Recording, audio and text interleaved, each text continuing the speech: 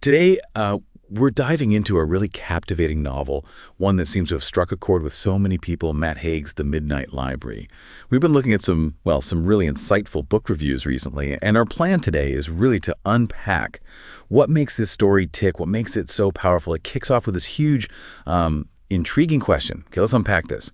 What if you had the chance to live all the lives you could have lived? That's the hook, isn't it? It's a fascinating premise. And yeah, in this deep dive, we want to go a bit beyond just, the plot summary. What's really interesting, I think, is how the novel quite gently explores these really big themes. Things like choices, regret, finding meaning when life feels really tough. But it does it all with this ultimately hopeful feeling. Right. So we start with Nora Seed. She's in her 30s, and she's really hit, what feels like rock bottom. She's just overwhelmed by this feeling of purposelessness, kind of drowning in all the what ifs, all the regrets about choices she made or didn't make. And this despair, it leads her somewhere surreal, this place between life and death, the Midnight Library. Exactly. And this isn't like your average library down the street. It's this infinite place. And it's overseen by her old school librarian, Mrs. Elm, which is a nice touch.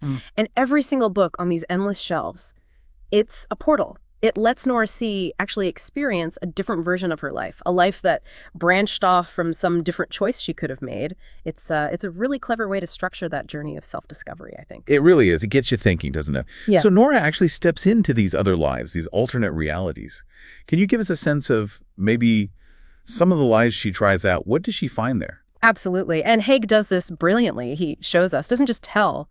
We see Nora experiencing wildly different lives, like being a famous rock star, or a glaciologist working in the Arctic, or even, living this seemingly perfect married life in a big house, things that maybe from the outside look like the dream. Yeah, the ideal life. Exactly. But what the reviews often point out, and what the book shows so well, is that each of these lives, they come with their own problems, new challenges, different kinds of disappointments, sometimes the surprising emptiness even. It's Haig's way, quite subtly, of dismantling that whole grass is greener idea, that a different life automatically means a better one. Okay. So it's not just about fantasizing about what might have been. It's more about understanding what fulfillment actually is. It sounds like the book sort of pushes you to think about your own what ifs, but maybe not in a way that just makes you feel bad. How does it do that without just bogging you down in regret? Well, that's where the nuance really lies. It's quite skillful.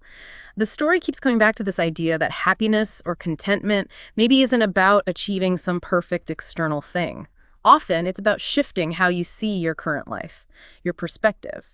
Haig's core message, and yeah, critics pick up on this a lot, seems to be that every life, every path has its struggles. There's no perfect version. Perfection's an illusion, maybe even like a dangerous one to chase.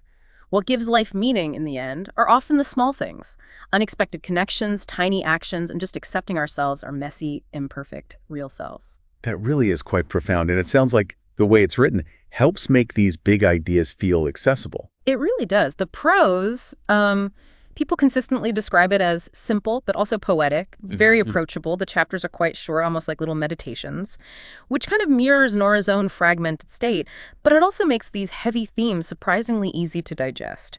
Now, sure, some critics might say the ending ties things up a bit too neatly, maybe, or that the philosophy isn't, super complex for hardcore academic readers, but the overwhelming feeling seems to be that the book's sincerity and its emotional punch are just undeniable. And it handles difficult topics like mental health struggles with real compassion. It feels very human. So wrapping this up, what does this all mean? What's the big takeaway here? It seems the overarching message from the Midnight Library is really about the profound impact our choices have, sometimes in ways we don't expect, and also about finding beauty, finding meaning and hope right here in the present, even when things are tough. Exactly. And maybe this raises an important question for you listening right now. How does thinking about Nora's journey, her library of lives, encourage you to look at your own choices? Not just the ones in the past, the regrets maybe, but also all the possibilities still ahead of you. It's a reminder, I think, that even when things feel really dark, there's hope. There are always, always endless possibilities waiting just on the next page of your own life story.